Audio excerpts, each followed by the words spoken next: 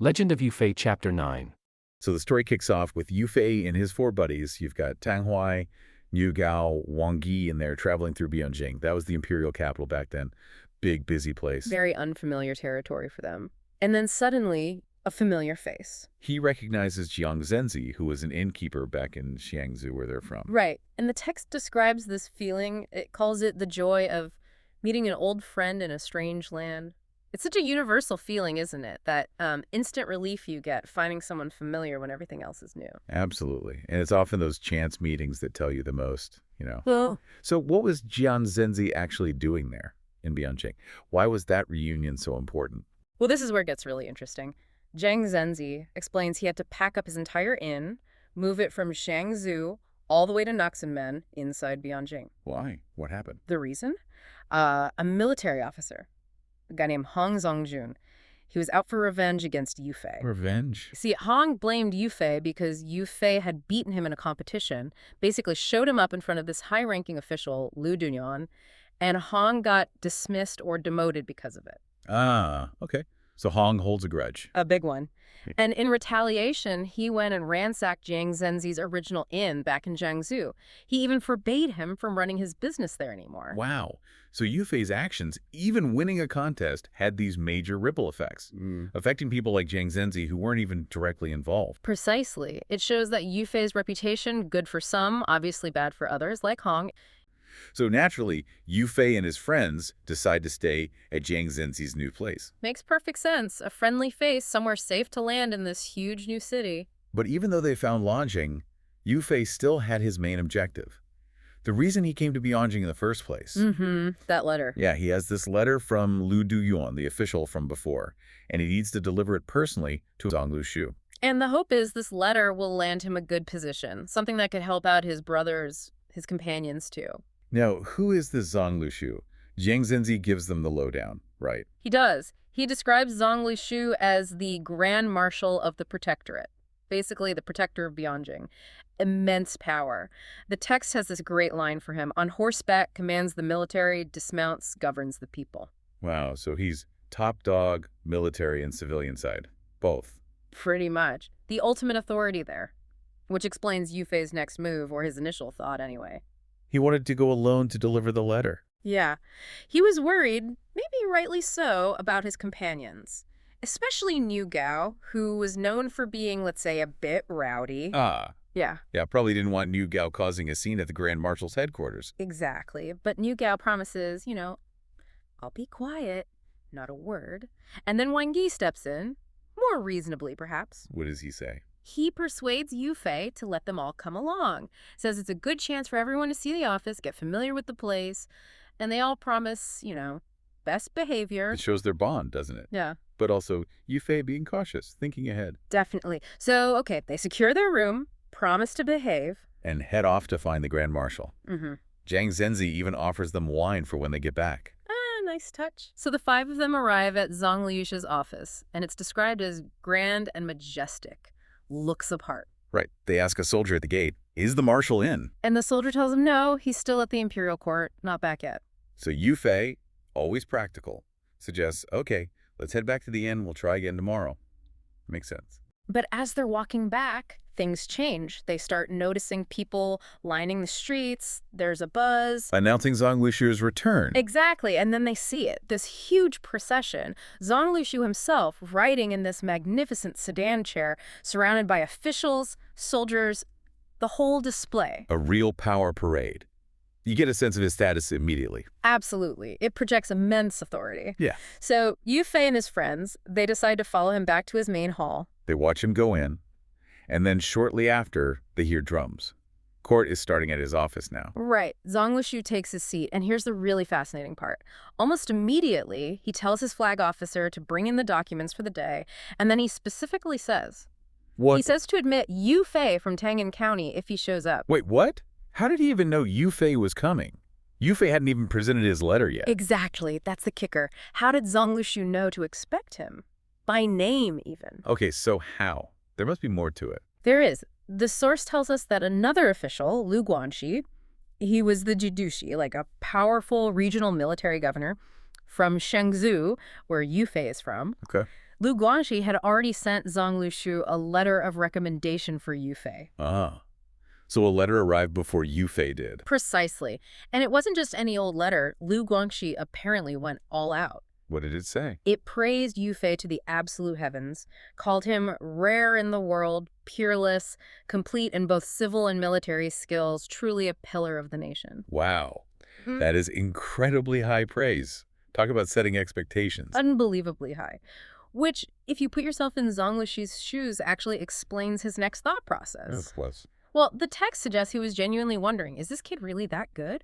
Or did Lu Guangxi maybe get, a hefty bribe to write such a glowing report? So skepticism kicks in. He's wondering about the motive behind the recommendation.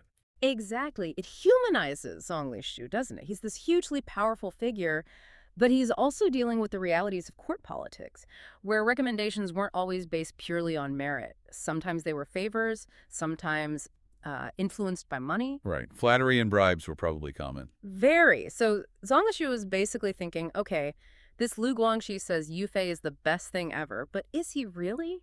Or is this just politics? He was waiting. He wanted to meet Yu Fei face to face to judge for himself, to see if the reality matched the hype. That adds such an interesting layer of tension to their upcoming meeting. It's not just Yu Fei seeking a job. It's Zong Lushu trying to discern truth from exaggeration. It's a test, really. Yu Fei and his buddies, they arrive at the marshal's office. And right away, the vibe is intense. Yeah, the source describes Marshal Zongzi, sometimes called Zong Lusha, as looking like a king of hell. Super intimidating. Definitely sets a tone. And Yu Fei, being sharp, he senses this real urgency about the marshal. He thinks there must be some urgent matter going on. And you see that fear ripple through his companions, right? Tan Huai, Zheng Huai in the text says the atmosphere was fearful. It really hammers home the power dynamic, doesn't it? Oh, absolutely. It shows the sheer weight of authority back then. Even brave guys felt it. It makes Yu Fei's later calmness stand out even more. But Yu Fei, he's already thinking ahead. He notices his clothes, his white clothes, might not be quite right for the situation. A bit too plain, maybe? Or inappropriate? Could be. So, quick thinking, he swaps clothes with Zhang Jian, but then he does something really crucial. What's that? He gives his friends this stark warning. He says, basically, if things go bad inside, stay quiet, don't do anything. Or else? Or else, even their own lives would be hard to save. Serious stuff. Wow. Okay, so that immediately causes a bit of friction within his own group, doesn't it? Yeah, Tang Hai speaks up. He's skeptical. He kind of says, wait, why do we even need this intro letter from Lu Jidu if you're this worried? Looks like we're just using Lu's name. Exactly. It shows different ways of handling risk, doesn't it? Yu Fei's calculated caution versus Tang Huai's. Maybe more straightforward thinking. Yeah, or maybe a bit of pride mixed in there, too. Yeah. Interesting dynamic. So despite that little debate, Yu Fei walks into the marshal's compound. He announces himself pretty simply, Yu Fei, marshal student from Tangyin County. Okay, and the marshal, Zong Zi, he seems to expect someone maybe wealthier? Perhaps the borrowed clothes threw him off. Could be. He asks Yu Fei when he arrived. Seems like a normal question, but... It escalates. Quickly. Right. Yu Fei hands over the letter from Lu Jidu, and Zong Zi just erupts, slams the table. Oh. Yeah, starts roaring at Yu Fei, accuses him straight up of buying the letter. Buying it, like a bribe. Exactly. And he threatens torture. He shouts about having the pincers ready. Good grief. Why such an extreme reaction right off the bat? That's the million-dollar question. Was bribery common? Was Zong Zi just testing him under fire? Could be either. Maybe a bit of both. A deliberate pressure test. And while this is happening inside, think about the guys waiting outside. They hear the shouting. Oh, man, yeah. New Gao, probably the hothead of the group. Yep, he immediately wants to rush in, shouting, "It's not good!" But Tang Huai stops him. Yeah, Tang Huai, remembering Yu Fei's warning, holds him back, says, "We can't move. Let's see how he handles it first." Smart move. Shows the discipline Yu Fei instilled, even just moments before. And it really highlights the danger Yu Fei's in. Totally. One wrong word, one wrong move from anyone, and it could be disastrous. So Yu Fei's facing this furious marshal, these wild accusations. How does he react? Does he argue? Defend himself? That's what's amazing. He stays incredibly calm. Instead of arguing, he starts telling his life story. His life story. To the guy threatening him with torture. That's unexpected. Right. Is he stalling? Or is there a point to this narrative? I think it's deeply strategic. He starts from the beginning. born in Tangying County. Father died in a Yellow River flood when he was just 3 days old. A really tragic start. And his mother saved him, famously, by putting him in a big pot, a flour jar, or huagang. Like a makeshift boat. Exactly. And they floated downriver to Nihuang County, got taken in by Wang Mingyan, lost everything they had. So he's establishing his humble origins, proving he had no money to bribe anyone. Precisely. It paints him as someone destined, maybe, but definitely poor, incapable of buying influence. And then comes the really crucial part of his story, the mentor. Ah, yes, Zhu Tong. He explains he became Zhu Tong's adopted son, learned martial arts from him. And he clarifies Lu Jidu's role just helped him get his old property back, gave him travel money, not someone he could possibly bribe for a letter. And this name, Zhu Tong, this is the key, isn't it? How does Zong Zi react to hearing that name? It's like a switch flips. Zong Zi knew of Zhu Tong. Knew him how? Knew him as this incredibly skilled master who famously refused government positions, a man of principle, outside the system. Ah, okay. So it's not just who Yu Fei knew. It's the kind of person Zhu Tong was known to be. Integrity, real skill. Exactly. Zong Zi respects that. Suddenly, the suspicion melts away. He starts thinking, maybe this kid actually does have talent. It's not certain, but maybe. That connection, that respected mentor's reputation, completely changes the marshal's perception, more than any letter could. So Zong Zi, his curiosity is piqued now. He tells Yu Fei, follow me to the Arrow Hall. Time for a demonstration. The tone has shifted from interrogation to a tryout. First test. Bows. Yu Fei tries a few, says they're all too soft. Oh, too soft. Okay, setting the bar high. He casually mentions he usually uses a 200 Jin bow, which is, well, about 260 pounds. Yeah, incredibly strong. And he says he can shoot over 200 paces accurately. That's elite level. So Zong Zi thinks, okay, let's see about that. He calls for his personal bow, the Divine Arm Bow. And this one is even heavier. Oh, yeah. 300 Jin. That's like 390 pounds draw weight. Insane. Can Yu Fei even draw it? He takes it, apparently just says good, like he approves of the bow, and then proceeds to fire 9 arrows in a row. 9. And the accuracy. Bullseye. Every single one. Okay. Wow. That's not just strength. That's superhuman control and focus under pressure. He's making a serious statement. No kidding. Zong Zi must have been floored. So, next challenge. Zong Zi asks about his main weapon. Yu Fei says he knows a bit of everything, but he's used to the spear. Very modest phrasing again. So Zong Zi brings out his spear, a steel-tipped spear. And again, it's probably not your average spear. Nope. So heavy it takes 2 soldiers just to carry it out. Another massive challenge. Testing his all-around martial skill now. And Yu Fei takes the spear and just performs. The text mentions 36 flips and 72 transformations. This sounds like a dazzling display of complex martial arts maneuvers. You're showing agility, balance, power, everything. The whole crowd, the marshal's retinue, they're shouting, good, good. And the final detail is telling. Right. He finishes, and his face not red, throat not gasping, no sign of effort. He didn't just pass the test, he absolutely aced it, dominated it, left zero doubt about his physical abilities. So, the physical demonstration is undeniable. Zong Zi has seen the skill, but he's not done. He shifts focus. From the body to the mind. Exactly. He asks Yu Fei, essentially, okay, you can fight, but if you were a general, what are your principles? How would you lead? This is where we see if he's just a fighter or a true leader, a strategist. And Yu Fei's response is immediate, clear, and actually quite profound. He lays out 4 key principles, almost poetically. Okay, let's break those down. What's the first one? First, command and discipline. He says orders must shake mountains. Ranks need to be orderly. Rewards and punishments, clear and swift. So, establishing absolute authority and structure, essential for any army. But it's more than just blind obedience, he implies, right? Yes. Then he moves to the second principle, strategy over brute force. He actually says generals rely on strategy, not bravery. That's a big statement, prioritizing brains over brawn. Definitely. He mentions needing high defenses for sieges, but caution for traps like pits. It shows he thinks tactically, anticipates dangers. Okay, solid military thinking.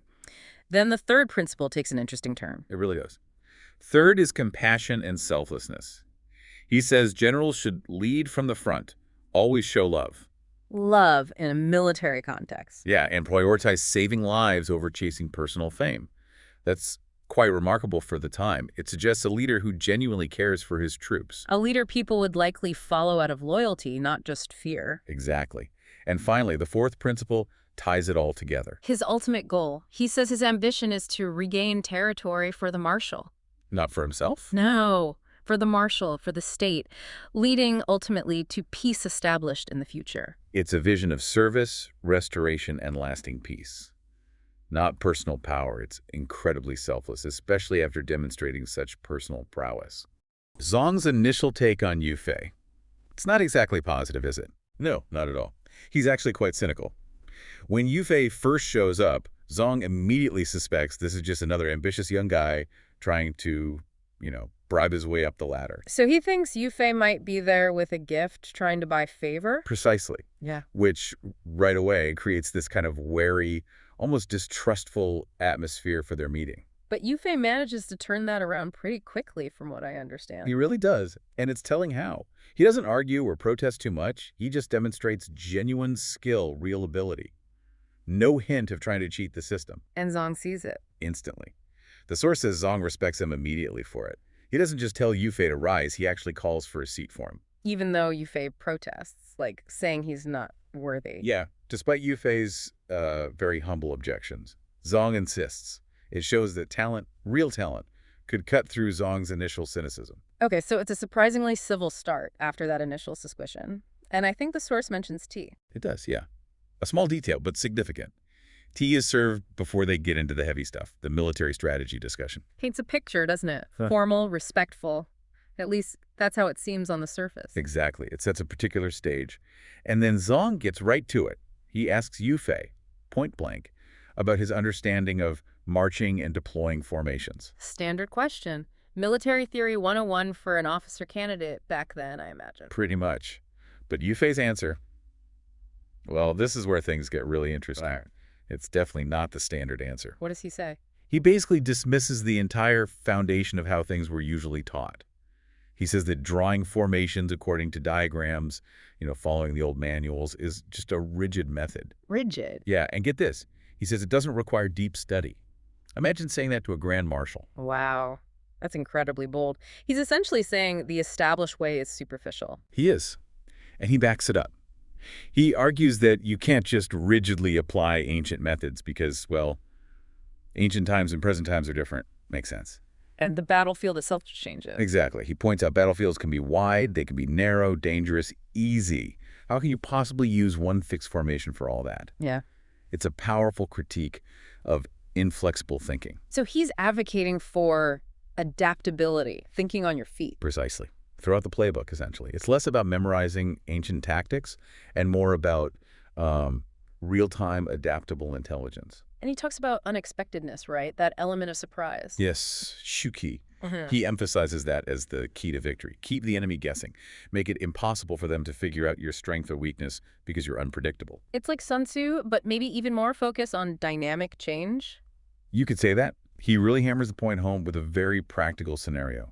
He asks, what happens if the enemy comes suddenly or you're surrounded on all sides? Right, chaos. No time for diagrams then. Yeah, exactly. How are you going to arrange your perfect formation when you're already under attack? It totally undermines the purely theoretical approach. So what's his ultimate takeaway, his core principle? He boils it down beautifully. The essence of using troops lies in adapting to changes based on circumstances entirely dependent on one's mind. Or all about mental agility, using your judgment in the moment. Exactly. Adapting based on the situation, driven by your own intellect, Not by some pre-written script. It feels incredibly modern, actually. And how does Zong react to all this? This young guy basically just trashed the standard military curriculum. Zong is completely won over, utterly impressed. The source says he hails Yu Fei as a pillar of the nation. High praise. The highest. And he even praises Commissioner Liu, the one who recommended Yu Fei, for spotting such incredible talent. It seems like a moment of pure recognition of genius. Okay, so this feels like a huge win for Yu Fei. He's impressed the Grand Marshal with his intellect, bypassed the initial suspicion. Things are looking good. You'd think so. But then the mood shifts dramatically. What happens? Why the sudden change in Zong? Zong sighs, and the source says his whole demeanor changes. He tells Yu Fei that his arrival is, quote, truly ill-timed. Ill-timed, after calling him a pillar of the nation. That doesn't make sense. It doesn't, until Zong explains why. This is where the politics, the messy reality crashes in. Okay, lay it on us. What's the complication? The complication has a name. Prince Chai. He's a feudal prince, a direct descendant of a former emperor, Zong, apparently known as the Little Prince Lang. Okay, a noble with connections. Big connections. And he's come to court specifically for the current examination, his goal, to win the top scholar position. And he's willing to, let's say, ensure his success. That's putting it mildly. This is where the corruption really comes into focus. Let Zong explains who the 4 chief examiners are. me guess. Zong is one of them. He is. Along with Prime Minister Zhang Bangchong, the Minister of War Wang Duo, and the Right Army Commander Zhang Jin. So basically the highest levels of government and military. Powerful panel. Extremely powerful. And Prince Chai knew this. The source states he sent 4 letters and 4 gifts, one for each examiner. Oh boy, and how did that go over? Here's the kicker. Prime Minister Zhang, Minister Wang, and Commander Zhang all accepted their gifts. They took the bribe. They did, and they promised him the top scholar position.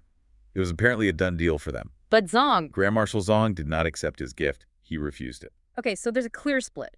3 compromised examiners, 1 holding out for integrity. Exactly. And this is the situation Zong reveals to Yu Fei. You can imagine Yu Fei's reaction. What does he do? He immediately asks Zong to take charge, to step in, basically, and make sure the examination is fair, despite the others. A direct plea for Zong to uphold his principles. Puts Zong in a terrible spot, doesn't it? Absolutely terrible. Zong says he's committed to selecting true talent for the nation. He clearly believes Yu Fei is that talent, but he also has to acknowledge the complications. Meaning he can't just overrule the prime minister, the minister of war, and a top commander. It seems like he can't, or at least it would be incredibly difficult and politically dangerous. He's caught between his duty to find talent and the reality of the corrupt system he's part of. So what does he tell Yu Fei to do? It's quite anticlimactic, almost. He tells Yu Fei to just go back to his lodging. He mentions concerns about rumors spreading if Yu Fei hangs around too long. Avoid suspicion, basically. Yeah, and he gives this vague assurance saying they will deal with it at the examination. Deal with the how. That sounds uncertain. Very uncertain. It leaves Yu Fei hanging, doesn't it? It's a promise, maybe, but shrouded in political calculation. So Yu Fei just has to leave with this huge piece of troubling information. That's right. He departs and meets up with his sworn brothers, the 5 guys who came with him. They were apparently quite worried because he'd been gone so long. Did they think something bad had happened? Yeah, they were relieved to see him, but also sensed something was off. They assumed maybe he'd been mistreated or something inside Zong's residence. Does Yu Fei tell them what really happened about Prince Chai and the bribes? No. And this is really poignant. He reassures them, tells them only the good parts about impressing Zong, about the martial arts part of the exam. But he keeps the corruption part secret? Completely secret. The source specifically says he dared not mention the matter of Prince Chai and was secretly troubled. He carries that weight all by himself. Wow. So his brothers are there supporting him, but they have no idea about the real storm brewing, the political mess he's now aware of? None at all. It really highlights the isolation that can come with knowing an inconvenient truth, especially when it involves powerful people and systemic rot. Even with loyal companions, he's alone with this burden.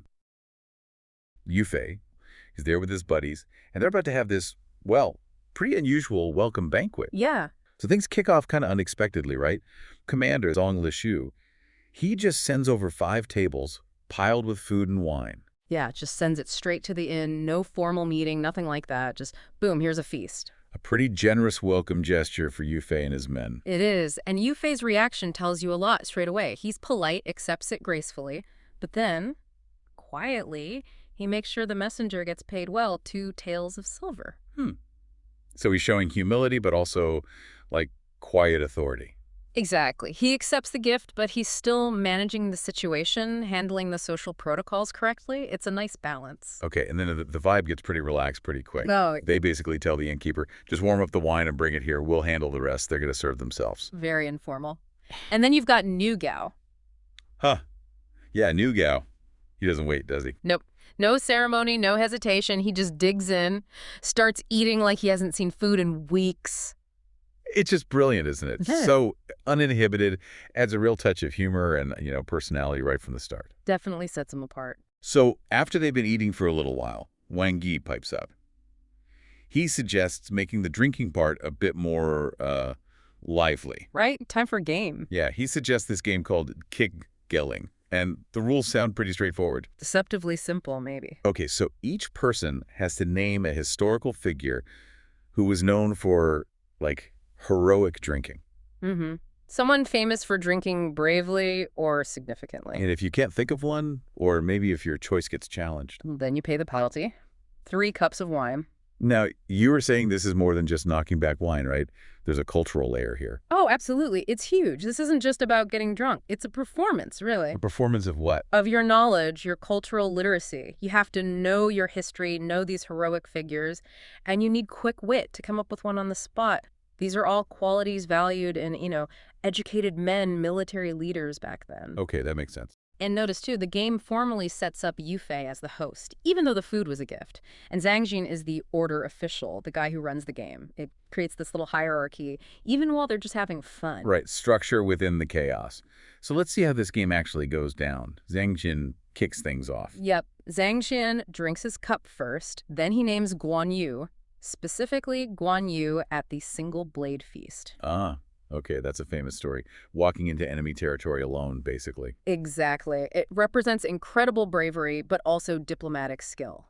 Using wit to disarm a dangerous situation. A really strong opening choice. Okay, solid start. Who's next? Tom Huai. He takes his turn and chooses Liu Bang. Liu Bang, the founder of the Han Dynasty. That's the one. Specifically, the story of Liu Bang slaying the snake after drinking.